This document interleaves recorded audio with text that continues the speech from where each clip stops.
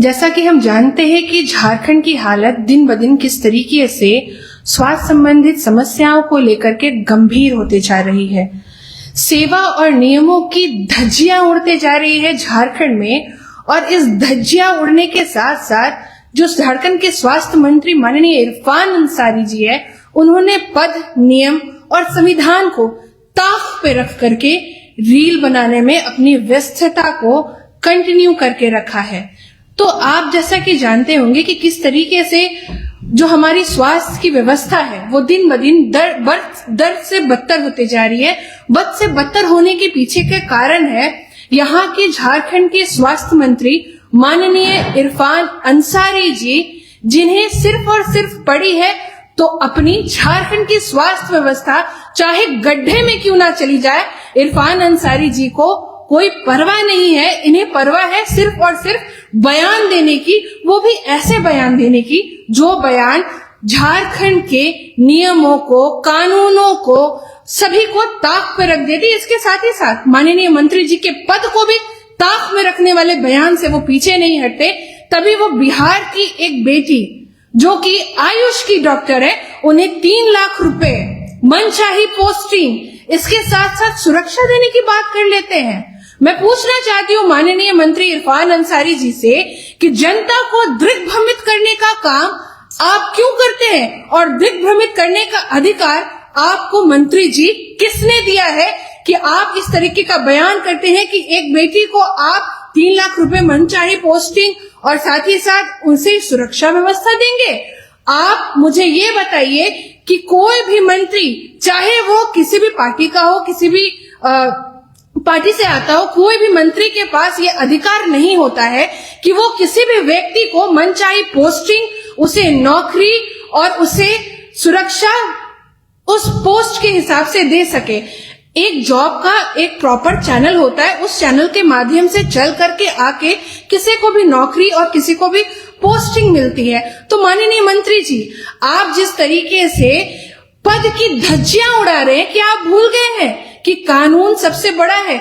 आप जिस तरीके से लोगों को दिग्भ्रमित कर रहे हैं और अपने पद का गलत इस्तेमाल कर रहे हैं और पद से परे जाकर के आप बयानबाजी कर रहे हैं, ये आईपीसी की धारा का उल्लंघन है। और इस उल्लंघन के कारण किसी भी मंत्री को जेल, सजा और जुर्माना तीनों हो सकता है।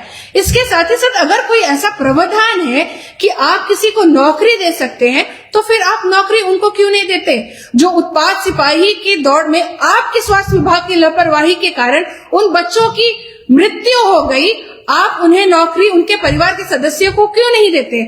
आपने तो बड़े बड़े वादे किए थे, बड़े बड़े घोषणाएं किए थे कि मैं अपने तनख्वाह का हिस्सा उन उत्पाद सिपाही के परिवार को दूंगा। तो आपने कितने उत्पाद सिपाही के परिवार को उन तनख्वाह का हिस्सा दिया? आप जरा स्टेटमेंट पब्लिक प्लेटफॉर्म में जारी करें।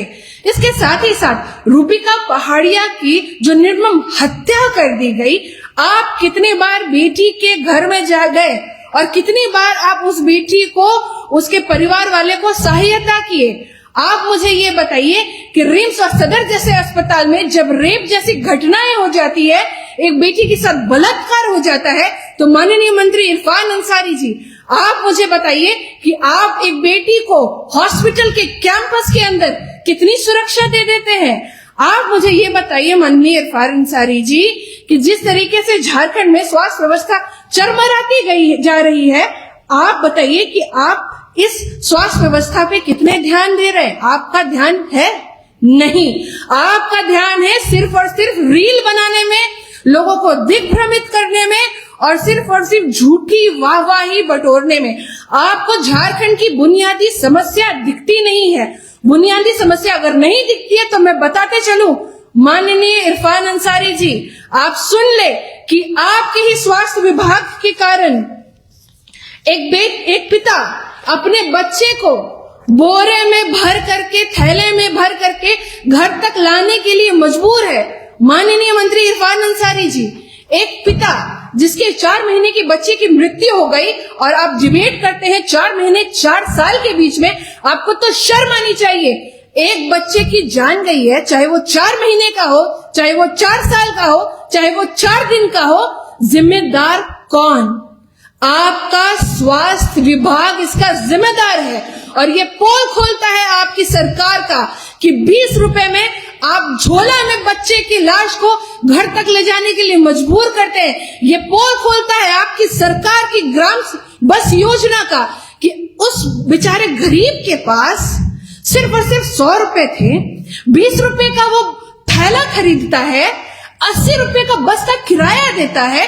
कहां गया आपका एम्बुलेंस, कहां गया आपके ग्राम बस योजना? आपको तो शर्म आनी चाहिए माननीय इरफान अंसारी जी, ये आपकी स्वास्थ्य विभाग की सच्चाई है। इसके साथ ही साथ जब एक पति अपनी पत्नी को कंधे में लाद करके बिना एम्बुलेंस के एक जगह से दूसरी जगह ले जाने के लिए, एक अस्पताल से दूसरे अस्पताल रेफर केस में ले जाने के लिए मजबूर हो जाता है, तो ये आपकी नाकामी को उजागर करता है। इसके साथ ही साथ एक बेटी जो कि गर्भवती होती है, एक बच्चे की जन्म देने के लिए वो अस्पताल तक नहीं पहुंच पाती, जच्चा और बच्चा दोनों की मृत्यु हो जाती है। क्यों? वक्त पे आपका एम्बुलेंस नहीं पहुंचता। और ये खाट पे बेटी नहीं, ये खाट पे आपकी स्वास्थ्य व्यवस्था है, ये खाट पे आपका स्वास्थ्य का सिस्टम है। वो सिस्टम जो रील बनाने में व्यस्त है, पर रियल में आपको किसी की भी परवाह नहीं है। आप कैसे भूल सकते हैं कि एक गर्भवती महिला ओटी के अंदर में है और उस ओटी के अंदर में टॉर्च के जरिए उसकी सर्जरी कर रही है।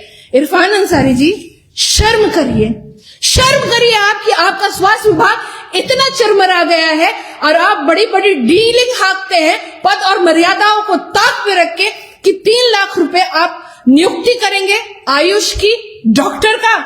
इसके साथ ही साथ मैं याद दिलाना चाहूंगी कि किस तरीके से गुमला, सिमडेगा, चाईबासा में एम्बुलेंस नहीं होने के कारण लोगों की मौत गई। सुरेश पासवान सहित कई मेरे ऐसे भाई हैं, उनकी मौत सिर्फ और सिर्फ एम्बुलेंस की वजह से हुई, क्योंकि झारखंड में एम्बुलेंस की सुविधाएं उपलब्ध नहीं है। 70% एम्बुलेंस डेड पड़े हुए हैं, जो कार्यरत है उसमें कर्मी नहीं है, कर्मियों को वहां पे सैलरी नहीं मिल पा रही है, उन्हें भुगतान नहीं मिल पा रहा है।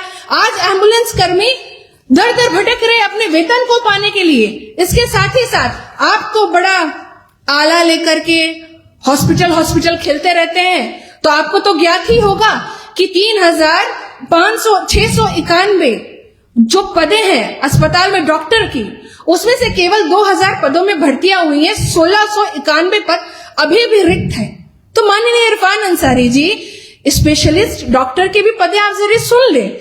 स्पेशलिस्ट डॉक्टर में अभी भी जो टोटल 75% अभी भी सीट वैकेंट है।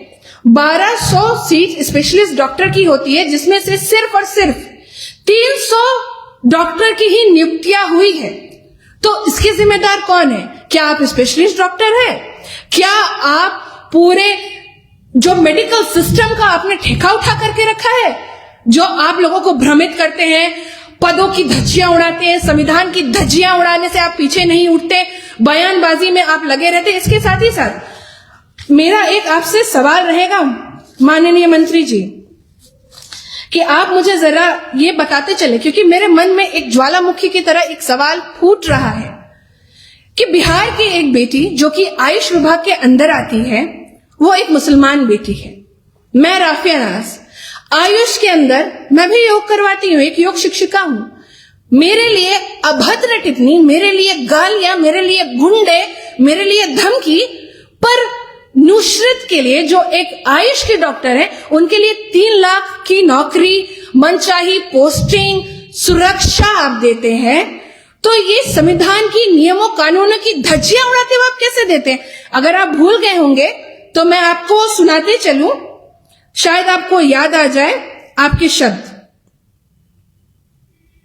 आपने जो बात बोली, मैं आपको फिर से चुनौती देता हूं, वही शब्द इस्तेमाल करिए। अब दिखाने के लिए क्या बॉडी का पार्ट दिखाने।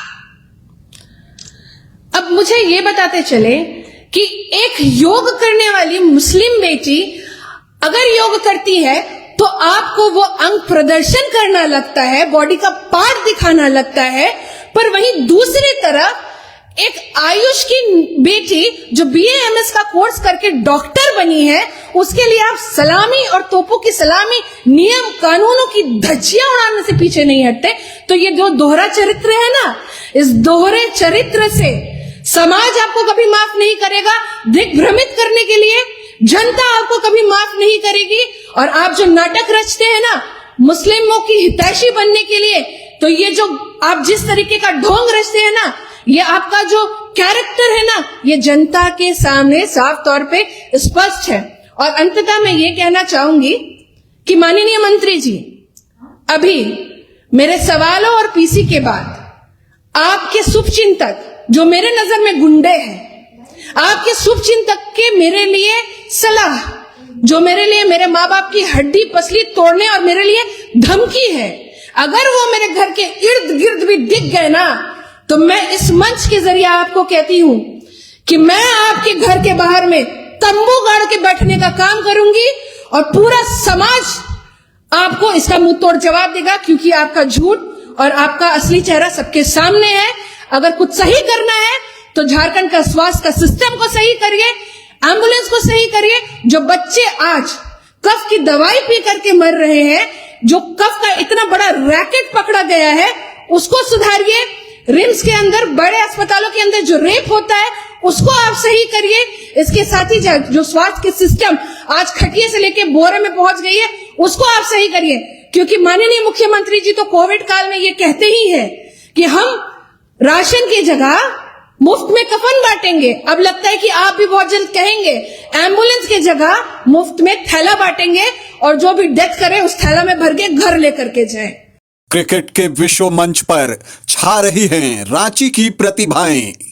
इन प्रतिभाओं को संवार रहा है JK इंटरनेशनल क्रिकेट एकेडमी। अनुभवी कोच की देखरेख, सुविधाओं से लैस JK क्रिकेट एकेडमी अनुशासन और आत्मविश्वास का विश्वास भरा सफर।